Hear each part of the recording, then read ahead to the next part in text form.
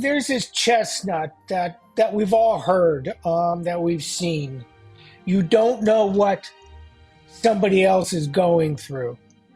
And that speaks to the fact that, or it speaks to the reality that we should be kind to everybody. We should be compassionate. We should have empathy. We should support. We should be there for them, even if we don't know what they're going through. We should do that with friends and family. If they share with us what's going on, we can give more support. We can focus. But I think there's something else in this that's important, something that, I'm going to try to get at today. We have our inner voice, our own selves, and we have that. And we need to listen to it, and we need to give ourselves compassion, self-care. But to do that, we need to take all that inner voice, bring it out, either on paper or doing something stupid like this, to see it. That way we can address it. That way we can take it, open it up, heal it, feel it, and manage it. I devour, books and film and music and literature.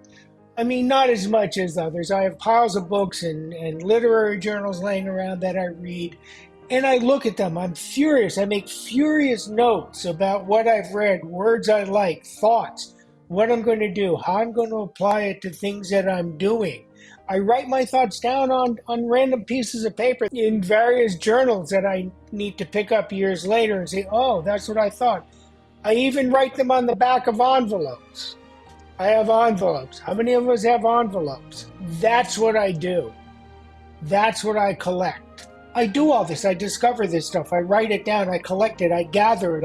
I think about where I'm going to apply it to what I'm doing. I mean, there's a new novel I'm struggling with or something. Whatever, I'm doing this. And I get there and I get ready and I pack it all up and I take it to this imaginary raft I have. This raft that I'm going to get on and paddle my way downstream, heading to parts unknown and known, where I'm going to offload it, where I'm going to build something with it. But I get to the raft and it's on a dry, cracked riverbed with dead salamanders. There's no flowing water. There's no movement forward. I mean, this is also known as no motivation, no drive, no excitement. It's just not there. My inner voice is screaming at me about that. I'm not giving up on collecting. I'm not giving up on trying to want to overcome this. I'm still learning. I'm still listening. I'm still hearing. But it goes nowhere. I sit and stare. I hope to move forward. Which feels like I'm walking around with this sandwich board on me saying, the end is nigh. The end is nigh. It's done. And I'm struggling to sort out what the hell is going on. How did I get to this moment? I mean, maybe part of it is, I've got a bum knee that's acting up and it's kind of like hitting me. Some may say it's depression. I don't think so. I may be a carrier of depression because I depress other people. But the reality is I don't get it. Is the reality that I'm just done trying, caught between I don't care and nothing matters? Or am I delusional and suddenly realizing, believing that what I'm seeing, what I visualize, I can't achieve? So let me spin this a little bit more and see if we can get into it. I've been watching Shogun on FX. It's the new adaptation from the novel of the same name by James Cavell. It is brilliant. It is genius. The show is just perfectly done. I can only compare what I see on my flat screen TV as similar to the post I did about Judy Comer, which is linked below. Just being in the presence of this greatness makes me swoon and weep. How do they do it? But let me add to that. They have the official podcast, the Shogun, the official podcast, where the creators, the writers, the directors, the actors, the crew, etc., share their art, share how they do it. They connect the unseen dots, or what I see or what we see, in a way that is just magical. It just shows how they're making art. They're a team of visionaries all feeding off of each other with a common goal to create this. And they do it. They feed off each other. And then I think, maybe that dry riverbed to carry me forward is dry because I'm alone. I'm trying to do this on my own. I know, the Nile is a river in Egypt, to take the river metaphor even further. Yeah, maybe it's not that I have others. Maybe it's me. I can see, I can hear, I can marvel at the genius and the other places and the things that people do. I can take notes, I can just bask in it. How the human mind can conjure ideas and images and emotions. I jaw drop at the creativity of it all. And then there's a moment of blinding cosmic insight. Seeing is not doing. Seeing is not doing. I can see, but I'm not doing. I do not have, or perhaps I have lost the ability to create anything near what I marvel at, or in most cases, anything. I mean, I can drink a cup of espresso in the morning and go pee. I can create that moment, but that's it.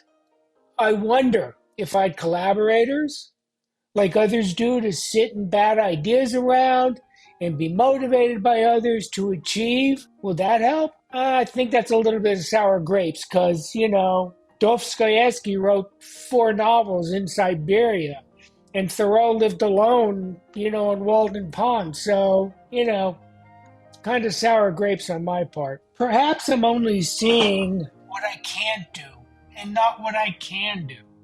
Maybe I'm denying what I have done, what I brought. Though for me, the glass is half empty and it's filled with a clear poisonous liquid. So that's my baseline for positive attitude. Comparison is a thief of joy.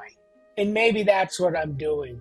I'm having all my joy stolen from me because I'm comparing myself to the likes of Shogun and seeing what Jodie Comer can do and books that I've read. Or perhaps this comes back to that wonderful thought of if a tree falls in the woods and nobody hears it, did it fall? Maybe I just let myself fall alone. Let the wood lay there, and in time, the bugs will come out of it, and somebody will find it, and they'll, be able to make a coffee table out of it.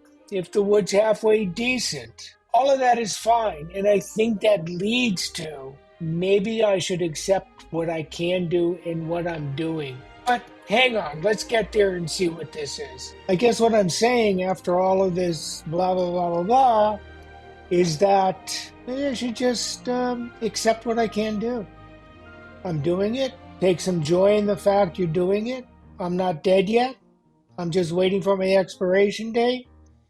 And, not worry about, it being the same standards of what I see. It's not being as great.